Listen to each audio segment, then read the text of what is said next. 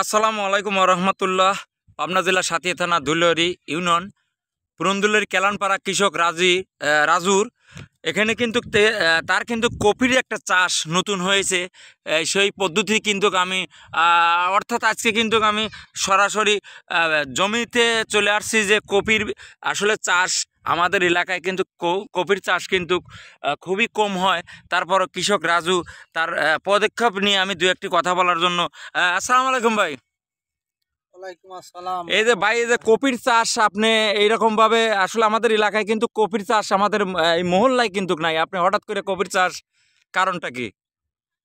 কপির চাষ করেছি ভাই এই কারণে, একটু কারণ জোরে বলিস। হচ্ছে এই কপির চাষ করে অনেকে অনেক লাভবান হয়েছে। তা আমি অল্প কিছু এক ক জমিতে রোপণ করেছি, যে সামনে আশা আতিথ্য নিয়ে মানে প্রস্তুতি নিছে যে এই চাষগুলো আমি আনবো, এই চাষগুলো আমি এই মাঠে নিয়ে আসবো। আমাদের এলাকায় এই চাষটা নাই, আমি প্রথম। আমি মনে করেন যে ফসল ফলা এই যে লাগাইছি আজ 8-10 দিন হয়েছে। এখানে অনেক রকমের সার দিছি। সার দেওয়ার পরে যে গাছটা লাগিয়ে বলছেন, দেখতেছি গাছ হয়ে যে হালকা পোকা লাগছে এখন। আসলে এখানে পোকার যে আক্রমণ দেখতেছি, এটা কি পোকা, কি বীজ দিলিপের এই পোকাটা প্রতিরোধ হবে আর কি? অবশ্যই এটা হচ্ছে এক ধরনের গুঁড়ো পোকা। এই পোকাটা এক্সাইপার অথবা লিম্বার দিলে পরে এই পোকাটা দমন হওয়ার দমন সম্ভাবনা আছে। সম্ভব না। আচ্ছা ভাই, আপনাকে প্রশ্ন করলি, এখানে যে কপির চাষে আপনি কতটুক সার, কি সার ব্যবহার করছেন একটু প্লিজ বলেন। ও, সারের পরিমাণটা হলে হচ্ছে আপনার শতাংশে 2 কেজি দিছি হচ্ছে মাটি সার। মাটি সার। হ্যাঁ, আর শতাংশে হাফ কেজি দিছি লাল সার। ব্রোন আছে, গ্লোজিং আছে, মানে অনেক রকমের কিছু তরল মিক্সার আছে, দানাদার আছে। এইগুলো দিয়ে আমি ক্ষেতটা লাগাইছি। তারপরে এখন মনে করেন যে এই যে গোবরের ফাঁস মাস আছে এইগুলো দিচ্ছি, কিন্তু হঠাৎ খেতে এসে দেখতেছি যে গুঁড়ো পোকার আমদানি। আপনার পোকাটা দেখেন ভাই, এই যে পোকা, এই যে যে পোকাটা লাগছে, এই পোকাটা দ্রুত ট্রিটমেন্ট না নিলে ফেরে আমার ক্ষেত তো নষ্ট করে ফেলাবে। তো কাজ কি আছে, আমি এখন নিড়ানি বাদ দিয়ে আমি দোকানে যাই। দোকানে যা আপনি কোন দোকান থেকে বীজ ব্যবহার করেন? আমি হ্যাঁ। আমি দোকান থেকে বীজ ব্যবহার করি, যেখানে কোম্পানি আমি ভালো পাই সেই জায়গায় চলে যাই। কারণ নাম কি? আমি সিনজেন্টার অনেক ভক্ত, বায়ার বিষের অনেক ভক্ত।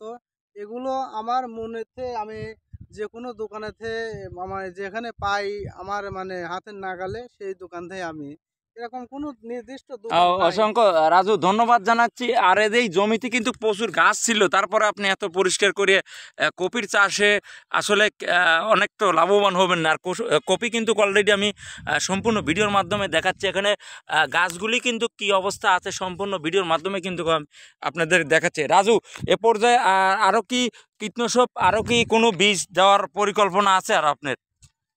হ্যাঁ, এখানে আরো সার দিতে হবে। সারটা যখন গাছে 10 থেকে 15 দিন হবে, তারপরে আবার গাছগুলোকে সার দিয়ে চার মূর্তি গাছগুলো রিং করবো।